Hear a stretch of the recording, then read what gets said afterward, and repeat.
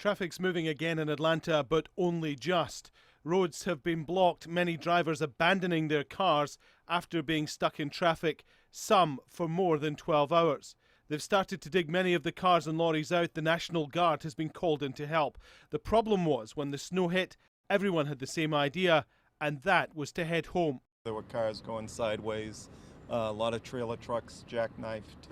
I didn't have control of my car any longer, so I pulled over. I started hyperventilating, and I thought I'd just have to tough it out. The mayor of Atlanta denies the city didn't do enough to help, even though there was plenty of warning the storm was coming. The error, and we have shared responsibility for the error, was everybody letting out at once, which caused a massive traffic jam.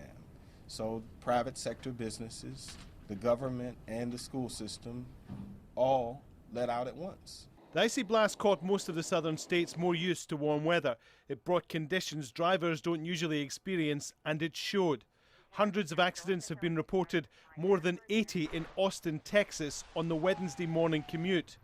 The cold snap swept across the Gulf Coast, the Carolinas, and even hit as far north as Virginia. More than 50 million people hit by winter's worst.